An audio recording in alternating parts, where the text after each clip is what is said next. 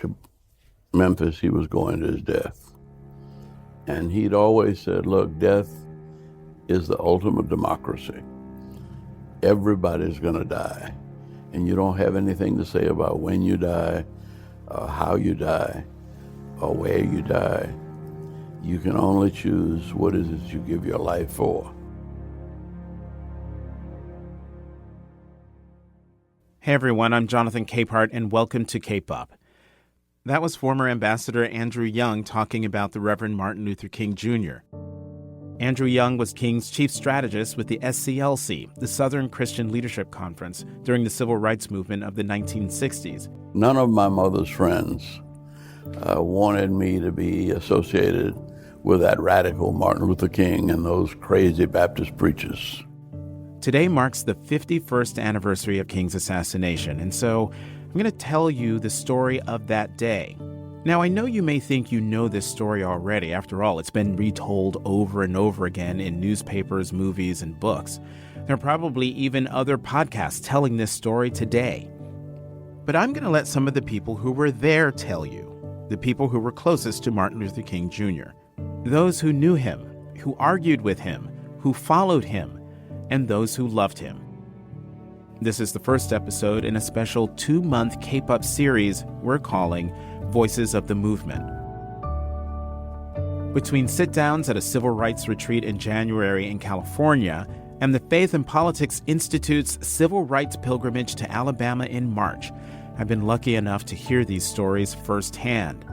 What a privilege and a sincere honor it was to sit at the feet of giants, to hear their memories of sacrifice and struggle, of hope and tragedy as they followed a young preacher in their collective quest to make America live up to its ideals.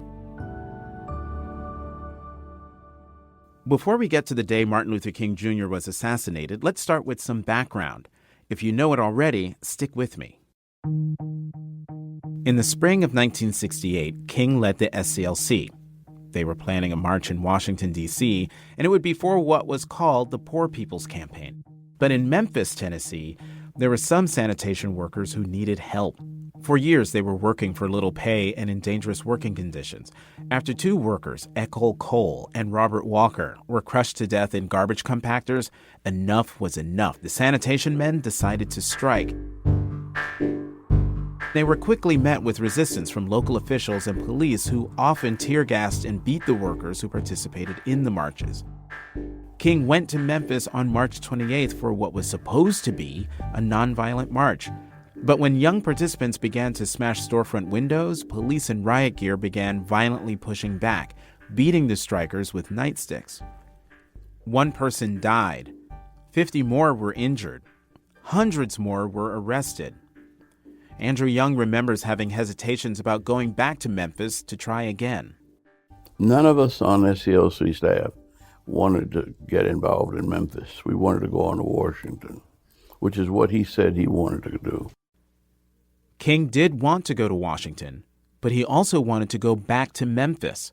He believed that if the nonviolent struggle for economic justice was going to succeed, then he had to try again with the sanitation workers. So, after a heated argument with the SCLC staff, they agreed to find time for Memphis. On April 3rd, 1968, after King boarded a flight for Tennessee, it was announced that the plane was being held. All baggage and carry-ons were being searched due to a bomb threat. Such threats against the life of the civil rights leader weren't uncommon, and after being declared safe, the flight took off. But people like Hosea Williams and J.T. Johnson, organizers with the SCLC, who met King in Memphis that afternoon, were wary. We were skeptical about some things. We knew something was wrong. That's J.T. Johnson. King was scheduled to give a speech at Mason Temple that evening. But then Martin started to feel bad late in the evening. So he asked Ralph Abernathy to go and fill in for him. Reverend Ralph Abernathy was King's closest friend and confidant, and a noted preacher in his own right. So when Dr. Abernathy walked in the room in the church, he said, no, these people don't want to see me. they want to see Martin. So we better try to go back and get him. So Bernard Lee, who was traveling with Martin Luther King, went back, and Dr. King got up and came on. But it was storming. So Andy Young and James Orange and myself, we tried to police the outside. We felt something was going to happen. We just knew it. And we was all over that place, but finally we decided there ain't nothing we can do. There's no one out here. So we went back here and Dr. King was going on with his speech. King gave what would become known as the mountaintop speech, perhaps one of his best-known orations. I just want to do God's will. And he's allowed me to go up to the mountain. And I've looked over and I've seen the promised land. I may not get there with you, but I want you to know tonight that we as a people will get to the promised land.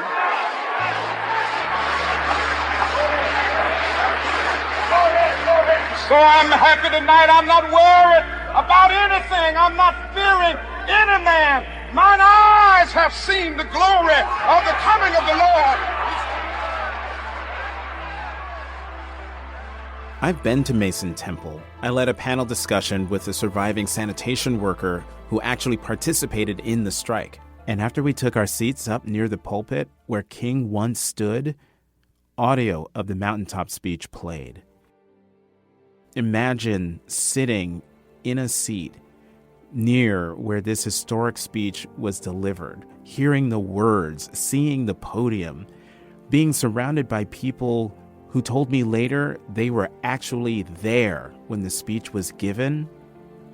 It was an incredible moment to know that I'm sitting in the middle of history and then reflecting on what would happen or what did happen the very next day.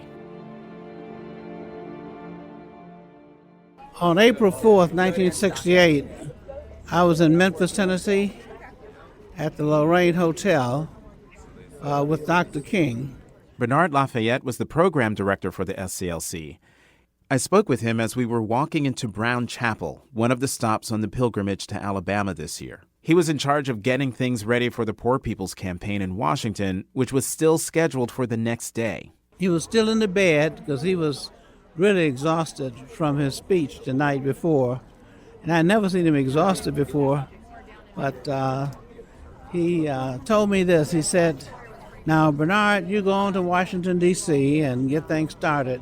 I'll be along later." And then the last thing he said to me is, the next movement we're going to have is to institutionalize and internationalize nonviolence. So the next morning, we started to move around and play around, and we played out in that lot. So Jose had asked me, Dr. King asked me if I would go to Marks, Mississippi, and prepare that town. He wanted to move that whole town to Washington with the Poor People's Campaign. So I said, well, you know, if you ask, that's what I got to do. And I left. I had just come in from the court case, and I hadn't talked to him all day long, and he was feeling so he was happy and younger and more vibrant than I'd seen him in months. And when I came in, he said, "Where have you been?" And I said, "I've been trying to keep you out of jail. You talking smack to me?" And I said, "No, I'm just telling you where I've been. I've been in the court. Why didn't you call me?" And I said, "How am I going to call you in the courtroom?" See? And he picked up a pillow off the bed and threw it at me. See? And I threw it back. And then we ended up acting like kids in a pillow fight. And then it was 5 minutes to 6. And Reverend Billy Kyles came to get us to go to his house to dinner. So he left the downstairs room where Ralph was and went upstairs to his room. And when he came out, I was standing at the bottom of the steps waiting for him to come down when the shot rang out.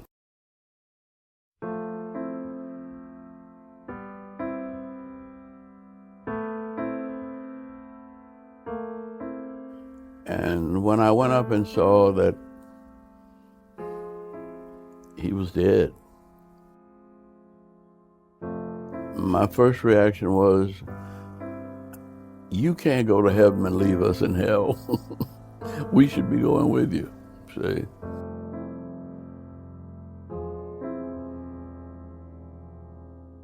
And tell you what happened to me, man. It was sad for me because I pulled up to a gas station. A guy named R.B. Cotton Reader who worked with us. The two of us was together. And this white guy came out and said, "Have y'all read the news?" I said, "No, what news?" He said, "They just killed Martin Luther King Jr." And man, I like passed out. I couldn't believe it. I said, "I just left Memphis. I know this is not true." Oh, I was at the airport in Washington, D.C., and I didn't get a ride. So I called the office, and because Walter Fauntroy was supposed to be there to pick me up. And I called the office, and they said that he was out in the streets, 14th and U, trying to stop a riot because Martin Luther King had been shot. Well, to be honest, I didn't think he was going to die because he was just shot, and he'd been stabbed before and didn't die. So I actually got on the phone to find out what was happening in Memphis with Martin Luther King. So I called Associated Press and United Press International, one phone in one ear and one in the other. They were reading the ticker tapes. And this white reporter, I could hear him sniffling, broke down in tears and cried. I could hear him on the phone. That's how I knew Martin Luther King had died. On April 4th, 1968, I was in Indianapolis, Indiana, campaigning for Robert Kennedy. Happened to organize a rally where he was supposed to speak. That's Congressman John Lewis in an interview we did in 2018 for K-Pop. That moment, I was in the audience, in the crowd, a short distance from Bobby Kennedy. I had heard earlier that Dr. King had been shot. But that's the only thing I heard. I kept on organizing people, bringing people together. And it was Bobby Kennedy who announced to the crowd that Dr. King had been assassinated. Because I have some very sad news for all of you, and I think sad news for all of our fellow citizens and people who love peace all over the world. People were so stunned. And that is that They like Martin Luther froze King was in shot place. and killed tonight in Memphis, Tennessee. And you just heard people crying and sobbing, and I cried. I just felt like something had died in all of us when we heard that Dr. Martin Luther King Jr. had been assassinated. There's some, it was sort of the end of something. Because when Bobby Kennedy was assassinated, and when Dr. King was assassinated, I think something died in all of us. I got to know these two young men. They were our future. Unbelievable. They gave us hope. If they had lived, maybe our country would be much better. Maybe the world would be much better. I haven't been back to Memphis. When I go through Memphis to the airport, it bothers me. It just brings back too many memories because I felt and I knew that after they killed Dr. King, we was finished. We didn't have a leader. No one could rally African Americans or anybody else around the country.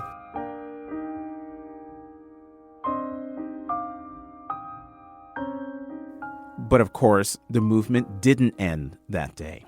After his assassination, there was despair. There were riots all over the country. But there were other leaders to carry on the legacy and the stories. And after the funeral, the SCLC and other organizations continued their work and continue to do so today. I remembered he used to say that, some of us are not going to make it to 40. He said, but if we make it to 40, we can make it to 100. Well, he didn't make it to 40. So it becomes me almost an obligation for me to keep doing whatever I can do as long as I can do it. And I'll be 87 in another month. And I don't know whether I can make 100 or not, but you can't waste the experience we've had.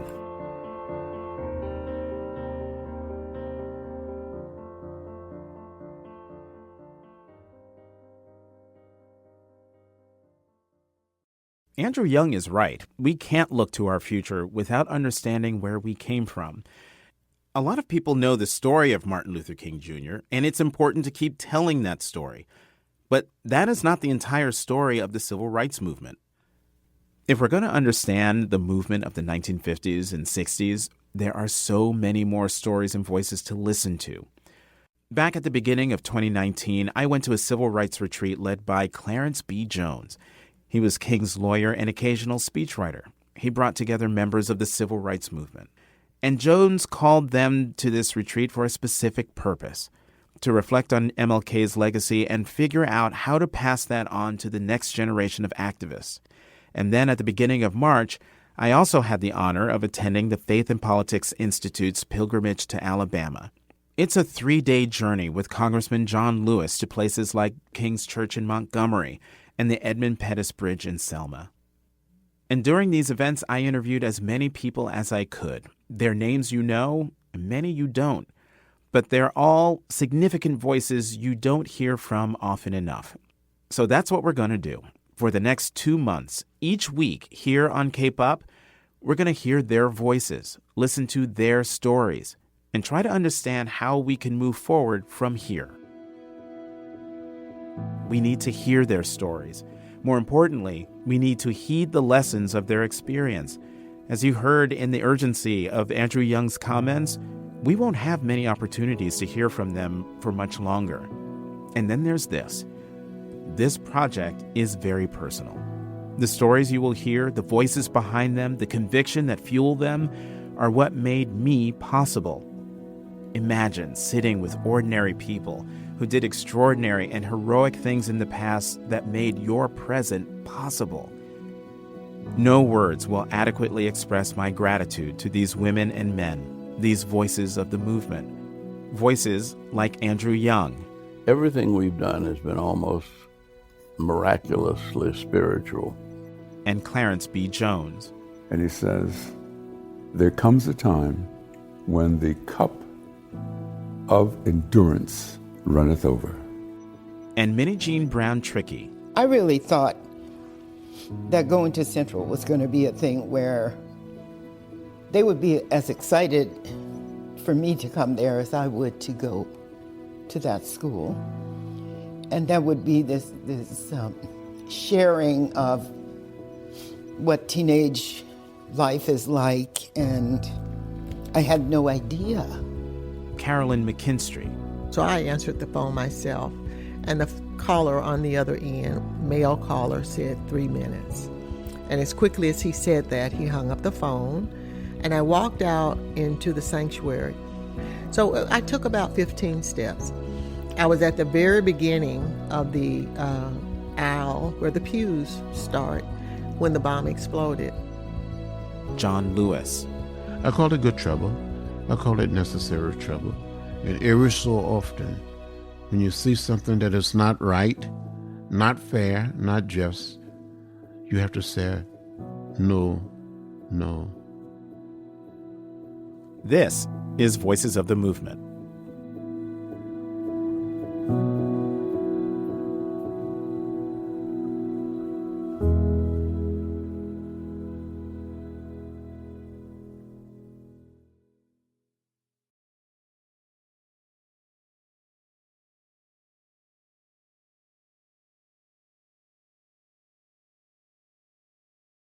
Feeling drained, unmotivated, or not like yourself? It could be low testosterone. Peter M.